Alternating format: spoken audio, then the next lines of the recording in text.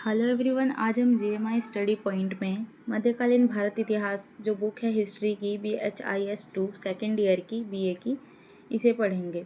इतिहास का मतलब होता है इतिहास अध्ययन का मतलब होता है मानव का अतीत। इति यानी पहले और हास यानी घटना, यानी कि जो पहले की जो घटनाएं हैं उसे हम इतिहास में पढ़ते हैं। ये सभी जानते हैं। इंडियन हिस्ट्री जो है भारतीय इतिहास, उसमें 3 भागों में उसको बांटा गया है: प्राचीन हिस्ट्री, मध्यकालीन और आधुनिक हिस्ट्री। इंग्लिश में कहूँ तो प्राचीन यानी कि प्राचीन एक तरह से ओल्ड हिस्ट्री कह सकते हैं, एंड मध्यकालीन यानी मिडिवल हिस्ट्री, और आधुनिक यानी कि आधुनिक मॉडर्न हिस्ट्री। जो प्राचीन हिस्ट्री है, जो पहले की जो है पुरानी हिस्ट्री जो है वो आपने फर्स्ट ईयर में पढ़ा होगा। सेकंड हिस्ट्री जो है मध्यकालीन हिस्ट्री, उसी को लेके ये सेकंड बुक आपकी बनी है। अब यहाँ पर हम देखते हैं मध्यकालीन इतिहास जो है उसको 2 काल में बांटा गया है। 2 काल में बांटा गया है। मध्यकालीन इतिहास में सल्तनत कालीन और मुगल कालीन शासन रहा है। सल्तनत कालीन में 1206 से लेके 1707 तक जो शासन रहा है वो सल्तनत काल जो है 1206 से 1526 में, 1526 से 1707 तक मुगल काल रहा है। तो अब हम देखते हैं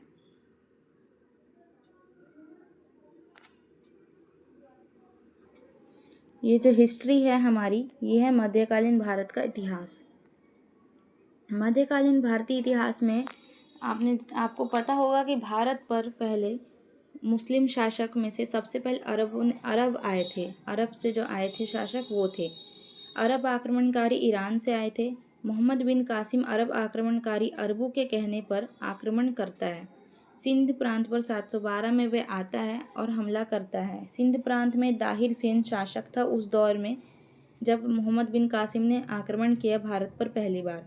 दाहिर सेन के केंद्र रावर दुर्ग नामक जगह पर दाहिर सेन और मोहम्मद बिन कासिम का युद्ध होता है, जिसमें दाहिर सेन जो है वो हार जाता है। दाहिर सेन की रानी बाई मोहम्मद बिन कासिम से प्रतिशोध लेती है, पर वह सफल नहीं हो पाती और उसी समय जौहर की ज्वाला में वो अपने प्राणों की आहुति दे देती है। ये भारत का पहला जौहर था। भारत के सिंध प्रांत में 712 ईस्वी में रानी बाई के नेतृत्व में हुआ। भारत में पहला आक्रमण जो हुआ, अरब आक्रमण सिंध प्रांत में हुआ, जो 712 में हुआ मोहम्मद बिन कासिम के द्वारा।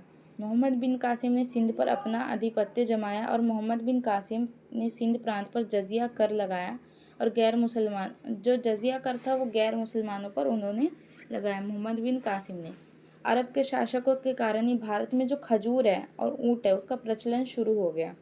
अरबों ने सबसे पहले भारत में खजूर की खेती की और उन्हीं अरबों के द्वारा ऊँट पालन का प्रचलन शुरू हुआ। ये जो मैं बता रही हूँ ये पहले तुर्क से पहले जो अरबियन जो आए थे, अरब से जो शासक आए थे उन्होंने आक्रमण किया, उनके बारे में आपको बता रही हूँ। पर ऐसा क्या हुआ कि अरब के जो हैं वो शासक की सत्य स्थापना नहीं कर पाए। मोहम्मद बिन कासिम ने दाहिर सेन की दोनों पुत्री को बंदी बनाकर उन्हें खलीफा वालिद को भेंट कर दिया। तब दाहिर सेन की दोनों पुत्री ने मोहम्मद बिन कासिम की शिकायत खलीफा वालिद से कर दी। खलीफा वालिद ने मोहम्मद बिन कासिम को मृत्युदंड दे दिया। तो यहीं पर अरब का जो था उसके बाद कोई आक्रमण किसी भी शासक ने नहीं किया अरब से जो आए थे। दूसरा आक्रमण जो है मुस्लिम आक्रमण, वो तुर्क ने भारत पर आक्रमण किया। तुर्क के जो राजा थे, शासक थे, वहाँ तुर्क में जो गजनी नाम की जगह थी वहाँ से आए थे, तो वो गजनवी कहलाए। तुर्क जो थे वो गजनवी के थे, ऐसा कहा गया। तुर्क शासन की स्थापना की थी अलबतगीन ने 962 ईस्वी में। इसी अलबतगीन का एक सूबेदार जिसे गुलाम कहते हैं, सुबक्तगीन 977 ईस्वी में इसने अलबतगीन को हटाकर राजगद्दी प्राप्त की थी। सुबक्तगीन उसका उत्तराधिकारी बना अलबतगीन का।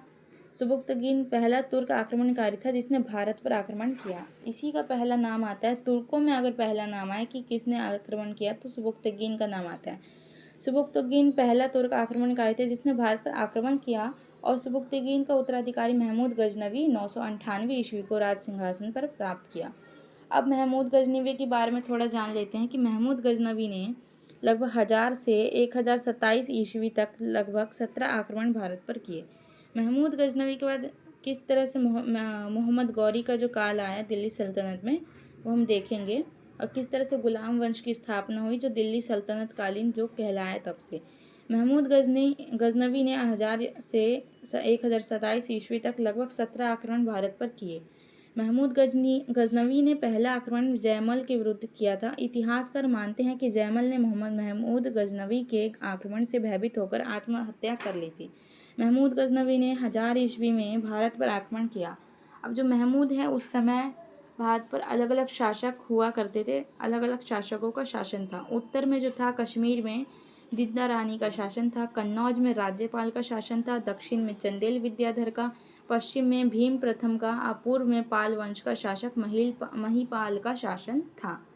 महमूद गजनवी को चंदेल विद्याधर ने टक्कर दी थी। इनके मध्य युद्ध हुआ और महमूद गजनवी परास्त हो गया।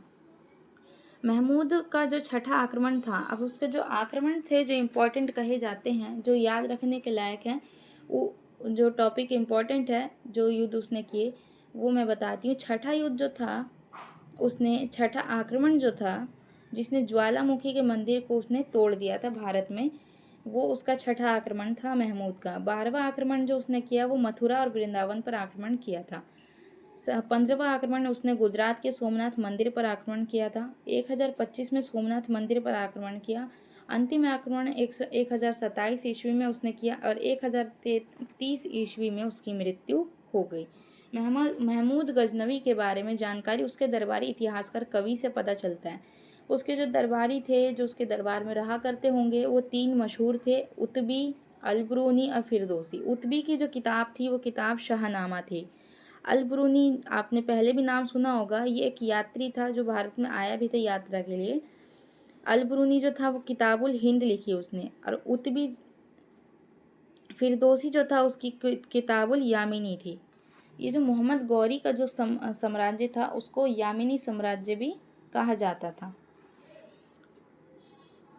इन जिसमें से अलबरूनी पहला मुसलमान था जिसने पुराणों का अध्ययन किया। ये कहा जाता है कि अलबरूनी जो था उसने हिंदू पुराणों का अध्ययन किया था। वो पहला ऐसा मुसलमान था जिसने ऐसे सारी चीज़ों का अध्ययन किया, पुराणों का अध्ययन किया।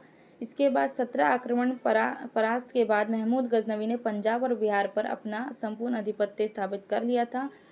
17 आक्रमण के बाद उसने आधिपत्य कर लिया और 1030 में उसकी मृत्यु हो गई। जजिया कर उसने लगाया था। जो जजिया कर के बारे में थोड़ा जानते हैं हम।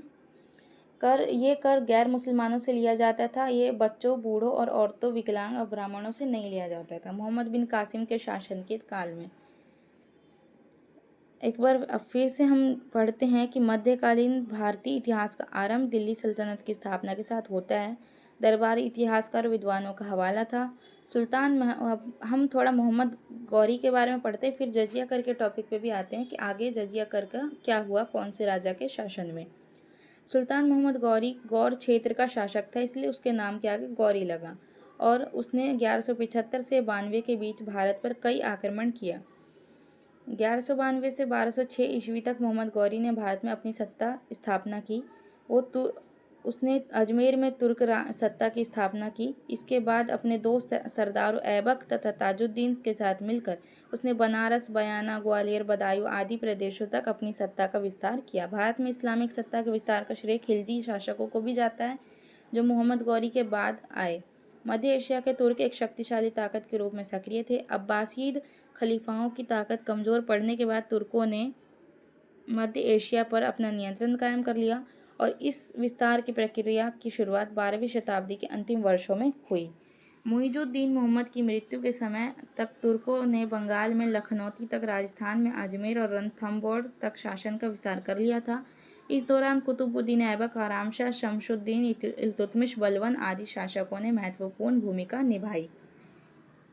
अरबों की यद्यपि प्रारंभ में भारत पर किए गए आक्रमणों में सफलता मिली थी, किंतु भारतीय राजाओं की शक्ति के समक्ष वे अपनी प्रारंभिक विजयों का लाभ नहीं उठा सके। अरबों द्वारा प्रारंभ किए गए इस कार्य को तुर्कों ने पूरा किया। 932 ईस्वी में अल्पतकीन नामक एक तुर्क नेता ने गजनी में स्वतंत्र राज्य की स्थापना की थी।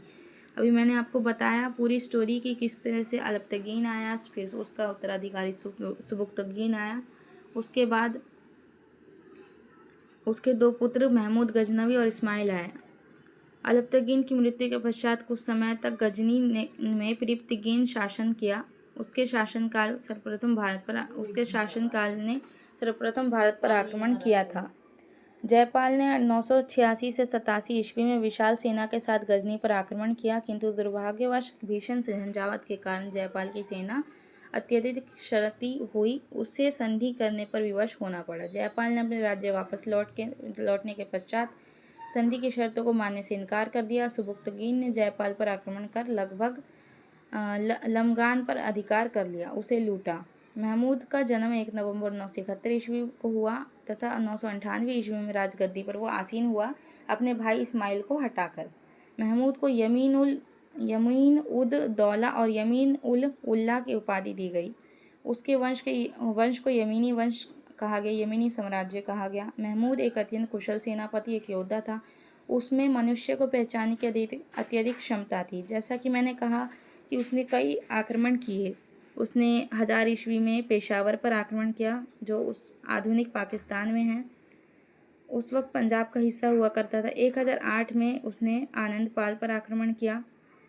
वहाँ से फिर उसने उज्जैन, ग्वालियर, कलिंग, कन्नौज, दिल्ली, अजमेर के राजाओं के नाम प्रमुख हैं, जो उस टाइम पर आनंदपाल का एक संघ था और शासन था। मुल्तान के शासक दाऊफद व खोखर ने भी आनंद का साथ दिया, आनंदपाल का। दुर्भाग्य से घमासान युद्ध के पश्चात इस बार भी भारतीयों की पराजय हो गई। मथुरा पर आक्रमण के पश्चात महमूद ने कन्नौज पर आक्रमण किया। कन्नौज में चंदावर नाम की जगह थी, इसलिए इसको चंदावर का युद्ध भी कहा जाता है। कन्नौज में जो उसने आक्रमण किया